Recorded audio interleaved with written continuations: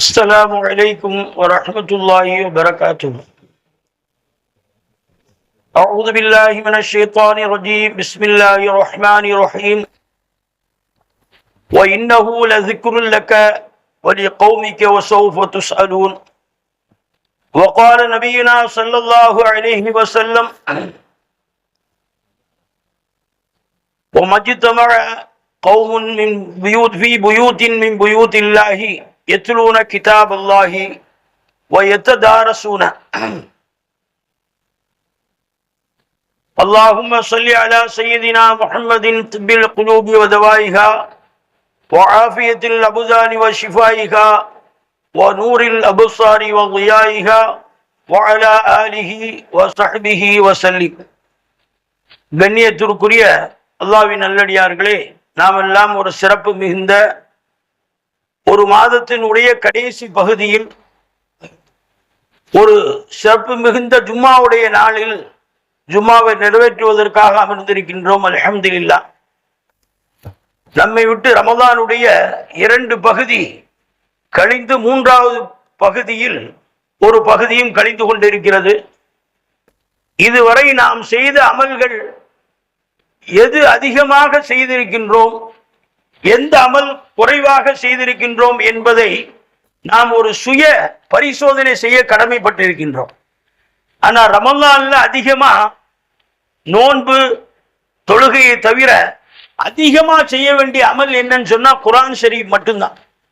அது ரமலான்ல குர்ஆன் ஷரீஃப் ஓதுறது ரமலானோடு இல்லாம எப்பொழுதுமே ஓதிக்கொண்டே இருக்க வேண்டும். அது ரொம்ப முக்கியமான ஒரு விஷயம். நம்ம செய்யக்கூடிய அமல்கள்ல அல்லாஹ்வை நெருங்கிறதுக்கு மிக அற்புதமான ஒரு வழின்னு சொன்னா குர்ஆன் ஷரீஃபை தவிர வேற எதுவுமே கிடையாது. அல்லாஹ் கடமையாக்கிய இபாதத்துக்குள் நாம் செய்ய கடமைப்பட்டிருக்கோம். அது அல்லாம நஃபிலான வணக்கங்கள் மூலமாக நான் நெருங்கலாம். அதுலேயும் மிக நெருக்கமா அல்லாஹ் நெருங்கன்னு சொன்னா அதுக்கு ஒரே வழி குர்ஆன் ஷரீஃப் தான். அதைத்தான் முன்னோர்கள் ரசூலுல்லாஹி ஸல்லல்லாஹு அலைஹி வஸல்லம் சஹாபாக்கள் அவர்கள் வழிவழிந்த பெரிய பெரிய முஹத்திஸீன்கள்லாம் இந்த குர்ஆன் ஷரீஃப்ல தான் அதிகமா ஈடுபட்டிருக்காங்க.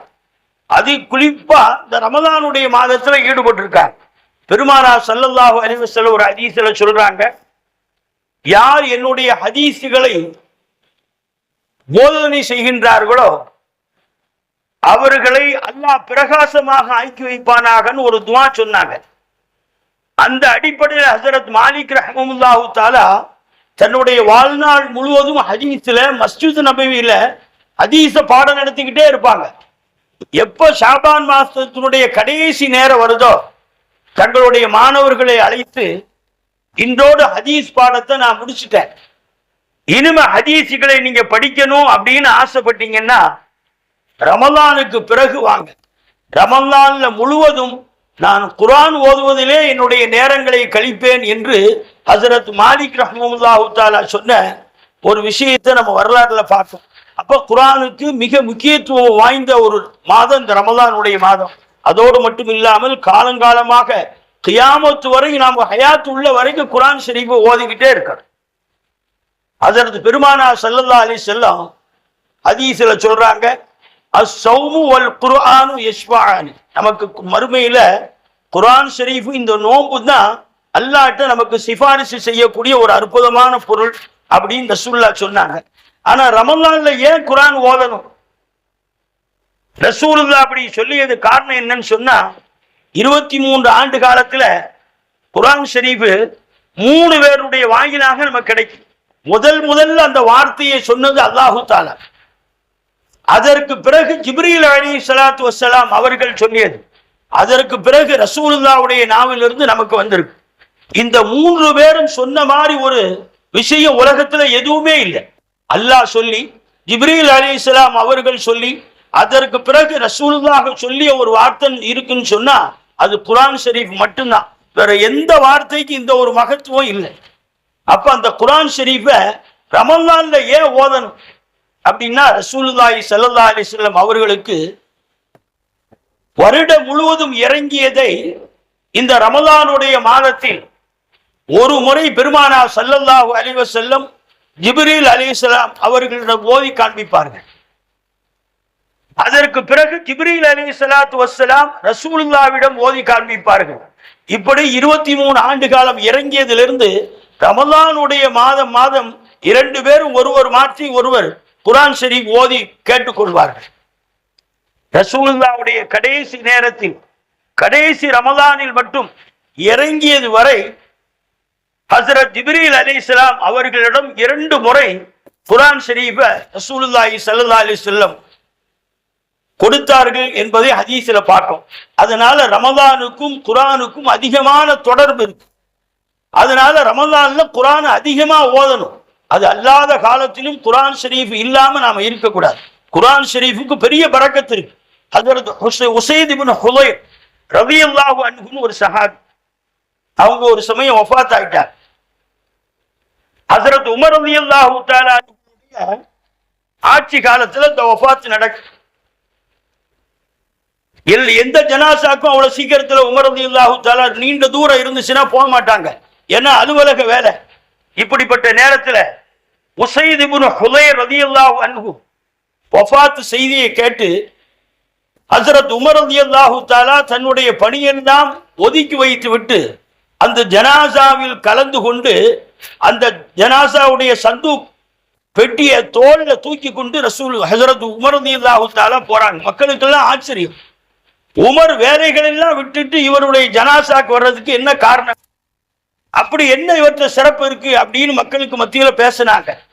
கடைசியில சஹாபாக்கள் சொல்றாங்க, உஸைத் இப்னு ஹுலைர் ரலியல்லாஹு அன்ஹு அவர்களும் குர்ஆனும் பிரிந்ததாக எங்கேயுமே பார்க்க முடியாது. எங்க இருந்தாலும் குர்ஆனோட இருப்பாங்க. தங்களுடைய பணியில இருந்தாலும் கூட குர்ஆன் ஷரீஃப் ஓதிக்கொண்டே இருப்பாங்க. இன்னைக்கு நம்ம குர்ஆன் ஷரீஃபை பொழுதுபோக்காக ஏதாவது நேரம் கிடைக்கும் போது ஒரு பக்கம் 2 பக்கம் குர்ஆன் ஓதவே நேரம் கிடைக்க மாட்டேங்குது நம்ம சொல்லக்கூடிய நிலையில இருக்கும்.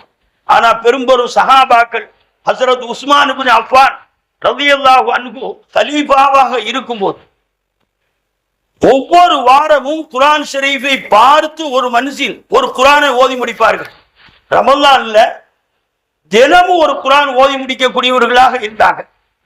அவங்களுக்கெல்லாம் அஜித்மார் ஓதுறாங்கன்னா வேலை இல்லை, அதனால ஓதுவாங்கன்னு சொல்லுவாங்க. எல்லா வேலைகளும் இருந்தாலும் கூட ஹஜ்ரத் உஸ்மான் இப்னு அஃபான் ரலியல்லாஹு தஆலா ரமலான்ல இரவு நேரத்துல ஒவ்வொரு நாளும் ஒவ்வொரு குர்ஆன் ஒரு நிகழ்ச்சியில இருக்கு. ஒரே ரக்காயத்துல முழு குர்ஆனையும் ஹஜ்ரத் உஸ்மான் இப்னு அஃபான் ரலியல்லாஹு தஆலா அவங்க ஓதுனதாக வரலாற்றுல பார்க்கும். ஆனா குர்ஆன் ஷரீஃப்ல ஈடுபாடு வந்துச்சுன்னா அதுக்கு நேரம் காலமே இல்லை, சீக்கிரமே முடிக்கலாம். இப்ப சமீபத்துல ஒருத்தரை சந்திச்சேன், அவருக்கு ஓதி கொடுத்த உஸ்தாத் ஹஜ்ரத் அபுல் ஹசன் ஆஸமி ரஹ்மத்துல்லாஹி அலைஹி தேவபந்தில் இன்னும் உஸ்தாதா இருக்காங்க. ஒவ்வொரு வருடமும் பார்த்து குர்ஆனை பார்த்து மட்டும் ஒவ்வொரு வருடமும் 200 குர்ஆன் அளவுக்கு ஓதி இருக்கிறாங்க. இன்னும் ஹயாத்தா இருக்கிறாங்க. குர்ஆனை பார்த்து மட்டும் ஒரு வருடத்துக்கு 200 குர்ஆன் ஓதுறாங்க. இது எல்லாமே தொழுகையில ஓதுறது, அதெல்லாம வெளியே செல்லும் போது சுய வேலைகள் இருக்கும் போதெல்லாம் ஓதக்கூடிய குர்ஆன்கள் தனி. குர்ஆன் ஷரீஃபை தங்களுடைய குர்ஆனை பார்த்து மட்டும் ஓதுறது ஒரு வருஷத்துக்கு 200 குர்ஆன் ஓதுறாங்க. மர்சால பாடம் நடத்துறாங்க, மற்ற வேலைகளில் ஈடுபடுறாங்க. அப்படி இருந்தும் குர்ஆன் ஷரீஃப் ஓதுறாங்க. நமக்கு அதுல ஓடுறதுக்கு முடியலன்னு சொன்னா நாம நேரம் ஒதுக்குவதில்லை. குர்ஆன் ஷரீஃப் தான் நாளைக்கு மறுமையில அல்லாஹ்ட்ட மிக நெருக்கமாக இருக்கக்கூடிய ஒரு நல்ல சூழ்நிலை உருவாக்கும். பெருமானார் ஸல்லல்லாஹு அலைஹி வஸல்லம் சொன்னாங்க, அல் மாஹிரு மினல் குர்ஆனி மா கிராமின் பரரா. குர்ஆன் ஷரீஃப் ஓதிக்கொண்டே இருக்கக்கூடியவர் நாளைக்கு மறுமையில உயர்தரமான உயர்ந்த அந்தஸ்துள்ள மலக்குமார்களுடைய தரஜால அல்லாஹு தஆலா வைப்பான் என்பதாக பெருமானார் ஸல்லல்லாஹு அலைஹி வஸல்லம் சொன்ன ஹதீஸை நமக்கு பார்க்கணும். அப்ப குர்ஆன் ஷரீஃபோடு அதிக நெருங்கிய தொடர்பு இருக்கணும். குர்ஆன் ஷரீஃப் ஓதல அப்படின்னா நாளைக்கு அல்லாஹ்ட்ட நெருக்க முடியும். நம்மளுடைய தேவைகளை அல்லாஹ் நிறைவேற்றுவான். அல்லாஹ்வுடைய நெருக்க வேணும்னா குர்ஆன் ஷரீஃபினுடைய தொடர்பு வேணும். இன்னைக்கு எத்தனையோ இடத்துல இளைஞர்கள்லாம் பார்த்தீங்கன்னா குர்ஆன் ஷரீஃபை ஓதுறதுல அதிகமான ஆர்வம் உண்டாகும். சமீபத்தில் ஒரு நிகழ்ச்சி ஒரு செய்தியில படித்தேன். மதீனாவில் சீனத்து பெண்ணு திருமணம் ஆகி போறாங்க. அவங்க குழந்தை உண்டாயிருக்கக்கூடிய நேரத்தில் மட்டும் 9 மாசத்துல கிட்டத்தட்ட 100 குர்ஆன் ஷரீஃப் ஓதி இருக்கிறார். அத பரக்கத்துல அவங்களுக்கு பிறந்த குழந்தை 7 வயசுல நல்ல திறமையான ஹாஃபிஸாக ஆயிட்டார். அவங்களுடைய சீன தேசத்திலே கணக்கில் முதல் இடத்துல அந்த மாணவர் இருப்பதாக இந்த செய்தியை நம்ம பார்க்கும். அப்ப இந்த குர்ஆன் ஷரீஃபினுடைய பரக்கத்தில் அல்லாஹ் தஆலா ஆக்கிறான். குர்ஆன் ஷரீஃபை நம்ம சாதாரணமா நினைக்கும், ஆனா அதனால பெரிய பரக்கத். ரசூலுல்லாஹி ஸல்லல்லாஹு அலைஹி வஸல்லம் குர்ஆன் ஷரீஃபுக்காகவே பிரத்யோகமா துஆ செஞ்சாங்க. ஹஜ்ரத் இப்னு அப்பாஸ் ரலியல்லாஹு அன்ஹு அவங்களுடைய சகோதரர், அவங்க ஹஜ்ரத் பெருமானார் ஸல்லல்லாஹு அலைஹி வஸல்லம் மைமூனா ரலியல்லாஹு தஆலா வீட்டுல படுக்க வருவாங்கன்னு தெரிஞ்சு ரசூலுல்லாஹ் வருவதற்கு முன்பாக இப்னு அப்பாஸ் அந்த வீட்டுல போய் தூங்கிடுவாங்க. ரசூலுல்லாஹ் வந்தா அவங்களோட தஹஜ்ஜத் தொழலாம், அவங்களுக்கு பணிவிடை செய்யலாம் அப்படிங்கிறதுனால நேரத்தே போய் ரசூலுல்லாஹ் வருவதற்கு முந்தி அந்த வீட்டுல தூங்கிடுவாங்க.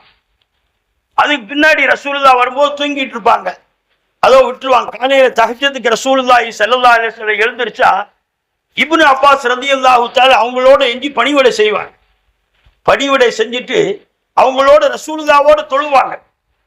அப்ப அந்த இப்னு அப்பாஸ் ரலியல்லாஹு தஆலாக்கு ரசூலுல்லாஹ் எந்த துஆ வேணாலும் செஞ்சிருக்கலாம், ஆனா ரசூலுல்லாஹ் கேட்ட துஆ அல்லாஹும்ம ஃபக்ஹு ஃபித்தீனி வஅல்லிமுஹுல் குர்ஆன், இவருக்கு தீன்ல விளக்கத்தை கொடு, குர்ஆன் ஷரீஃபினுடைய ஞானத்தை கொடு என்று ஹஜ்ரத் இப்னு அப்பாஸ் ரலியல்லாஹு அன்ஹு அவர்களுக்கு ரசூலுல்லாஹ் செஞ்ச துஆ. வேற எந்த துஆவும் செய்யல, குர்ஆன் ஷரீஃபினுடைய ஞானத்தை கல்வியை கொடு என்பதாக பெருமானார் ஸல்லல்லாஹு அலைஹி வஸல்லம் செய்த துஆவை நம்ம ஹதீஸ்ல பார்த்தோம். அதனால இந்த குர்ஆன் ஷரீஃபில் இல்லாத எதுவுமே இல்லை. நம்ம குழந்தைகளை என்ன படிப்பு வேணாலும் படிக்க வைக்கணும். அதே சமயத்துல குர்ஆன் ஷரீஃபை கண்டிப்பாக நாம் ஓத வைக்க கடமைப்பட்டிருக்கோம். அல்லாஹ் குர்ஆன்ல சொல்றான், வ இன்னஹு லஸிக்ருல் லக வலி கௌமிக, இந்த குர்ஆன் ஷரீஃப் உங்களுக்கும் உங்களுடைய கௌமுக்களுக்கும் உபதேசமாக இருக்கு. வஸௌஃப துஸ்அலூன், இந்த குர்ஆன் ஷரீஃபை பற்றி நாளைக்கு நீங்க மறுமையில கேள்வி கேட்கப்படுவீர்கள் என்பதாக அல்லாஹ் குர்ஆன்ல சொல்றான். அப்ப குர்ஆன் ஷரீஃபில் நாம தொடர்பு இல்லாம இருந்துட்டோம் அப்படின்னா மறுமையில பெரிய நஷ்டம். அல்லாஹ் இன்னொரு இடத்துல சொல்றான், ஒமன் அஅரத அன் ஸிக்ரி, யார் என்னுடைய ஸிக்ரை விட்டு புறக்கணித்துட்டாரோ அவருக்கு உலகத்துல நிம்மதியான வாழ்க்கை இருக்காது, கஷ்டமான வாழ்க்கை உண்டாகும், நாளைக்கு மறுமையில அவரை குருடராக எழுப்பப்படுவார் என்பதாக அல்லாஹ் குர்ஆன்ல ஒரு வசனத்துல சொல்லி காட்டுறான். அப்ப குர்ஆனோடு குருடராக எழுப்பப்படும் போது அந்த அடியான் கேட்பான், இறைவா, உலகத்துல நான் பார்வை உள்ளவனாக எல்லாத்தையும் பார்க்கக்கூடிய நிலைமையில நான் இருந்தேன், இப்ப ஏன் என்ன குருடனாக எழுப்புறேன் அப்படின்னு சொல்லும்போது அல்லாஹ் தஆலா சொல்வான், என்னுடைய கலாம் உன்னிடத்தில் வந்தது, அதை நீ புறக்கணித்து விட்டாய், அதனால் இன்று நீ குருடனாக எழுப்பப்படுகிறாய் என்பதாக அல்லாஹ் குர்ஆன்ல ஒரு வசனத்துல சொல்லி காட்டான். அப்ப அந்த குர்ஆனோடு தொடர்பு இல்லை. எந்த வயசானாலும் சரி, ஆணாக இருந்தாலும் பெண்ணாக இருந்தாலும் குர்ஆன் ஷரீஃபை பார்த்து ஓதிக்கிட்டே இருக்க. குர்ஆன் ஷரீஃப் மனப்பாடம் முடிஞ்ச அளவுக்கு மனப்பாடம் பண்ணணும். ஆனா அறவே மனப்பாடம் பண்ணல, எந்த சூறாவும் குர்ஆன் ஷரீஃபில் நமக்கு மனசுல இல்லைன்னு சொன்னா அது பாழடைந்த வீட்டை போல ஷைத்தான்கள் குடியிருக்கக்கூடிய வீடு என்பதாக பெருமானார் ஸல்லல்லாஹு அலைஹி வஸல்லம் நமக்கு சொல்லி தந்திருக்கிறாங்க. அந்த குர்ஆன் ஷரீஃப்ல முடிஞ்ச அளவுக்கு மனப்பாடம் செய்யணும். அதிகமாக குர்ஆன் ஷரீஃப் எந்த வயசானாலும் ஓத தெரியணும் இருக்கக்கூடாது. எல்லா வயசுலையும் குர்ஆன் ஷரீஃப் ஓதணும். ஓதிக்கொண்டே கடைசி வரை இருக்கும்போது பெரிய பெரிய பரக்கத்துக்களை அல்லாஹ் தஆலா நமக்கு தருவார். பெருமானார் ஸல்லல்லாஹு அலைஹி வஸல்லம் தனக்கு குர்ஆன் இறங்கியிருந்தாலும் கூட பிறர் ஓத சொல்லி ரசூலுல்லாஹ் கேட்டிருக்கார். ஹஜ்ரத் அப்துல்லாஹ் இப்னு மஸ்ஊத் ரலியல்லாஹு அன்ஹு அவங்கள ஒரு தடவை கூப்பிட்டு குர்ஆன் ஷரீஃப் நீங்க ஓதுங்க அப்படின்னு சொல்றாங்க.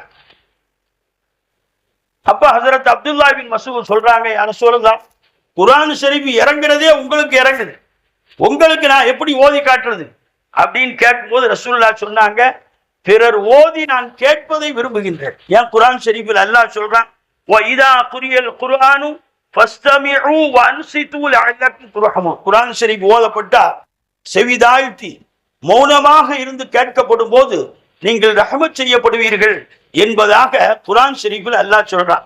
அதனால அந்த குர்ஆன் ஷரீஃபை நம்ம ஓதணும், பிறர் ஓத சொல்லி கேட்கணும். இதே இடத்துல நான் சின்ன வயசா இருக்கும்போது ஒரு பெரியவர் முடியாது, பார்க்க கூட முடியாத ஒரு குர்ஆன் ஷரீஃப் ஓதி கேட்கணுங்கிறதுக்காகவே தினமும் ஒரு மாதத்துக்கு ஒரு குர்ஆன் ஓதக்கூடிய ஒரு பழக்கம் போய் அவர் வீட்டில் போய் பக்கத்தில் உட்கார்ந்து அந்த பெரியவர் மத்தியில் ஓத, அப்படி ஒரு பழக்கத்தை அவங்க வச்சிருந்தாங்க.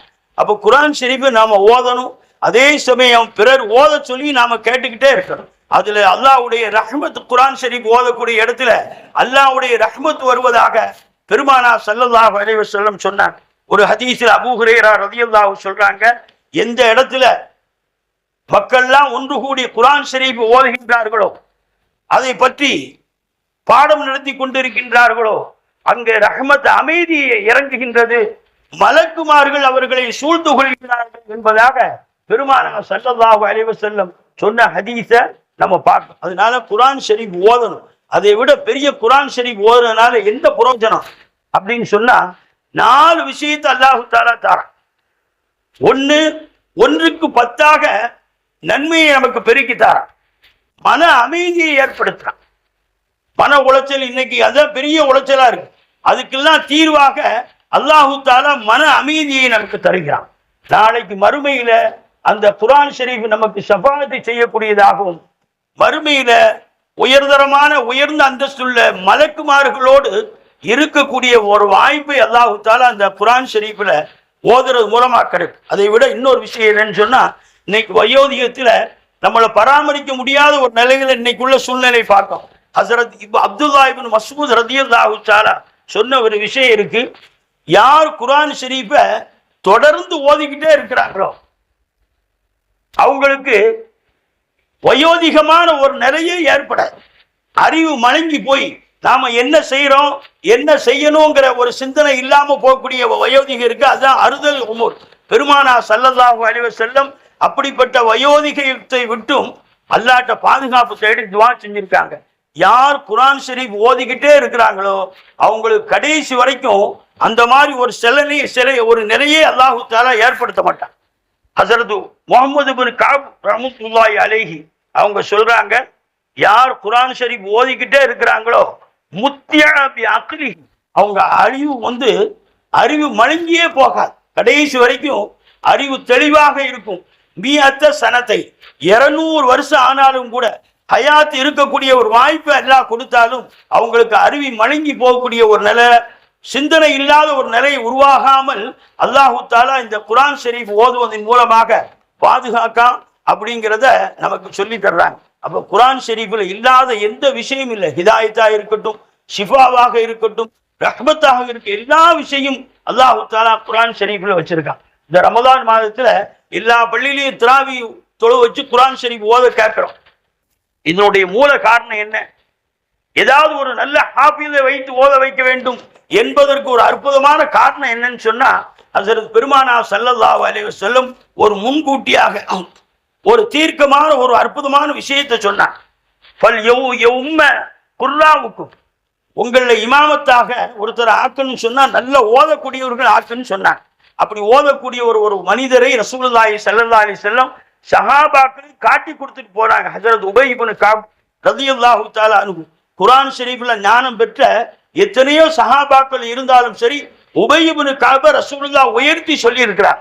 குர்ஆன்ல அவ்வளவு ஞானம் உள்ள அந்த சஹாபியை தான் ஹஸரத் உமர் ரலியல்லாஹு தஆலா தங்களுடைய ஹிலாஃபத்துல தராவி தொழுகைக்காக பள்ளியில ஒன்று கூட்டி குர்ஆன் ஷரீஃப் முழுவதையும் ஓத வைத்து இந்த தொழுகையை ஆரம்பித்து வைத்தவர்கள் ஹஸரத் உமர் ரலியல்லாஹு தஆலா அன்ஹு. அதனால தான் காலங்காலமாக ஹாஃபிஸ்களை வைத்து அந்த குர்ஆன் ஷரீஃபை நாமும் கேட்கணும் அப்படிங்கிறது எல்லா மஹல்லாவிலையும் அந்த ஹாஃபிஸ்களை வைக்கும். அப்படிப்பட்ட அந்த குர்ஆன் ஷரீஃபை நாமும் கேட்டு எல்லா காலங்களிலும் குர்ஆனோடு ஒன்றி போனவர்களாக அல்லாஹ் தஆலா நம் எல்லோரையும் ஆக்கி அருள் புரிவானாக. இந்த ரமலான் மாதத்தினுடைய பரக்கத்தினால் நமக்கு ஏற்பட்டிருக்கக்கூடிய எல்லா தீங்குகளை விட்டு அல்லாஹ் தஆலா பாதுகாத்து எல்லா நலவுகளையும் நமக்கு தந்து அருள் புரிவானாக. வாஹிர் தாவானா அல்ஹம்துலில்லாஹி ரப்பில் ஆலமீன். அஸ்ஸலாமு அலைக்கும் சுன்னத்துல்லாஹ்.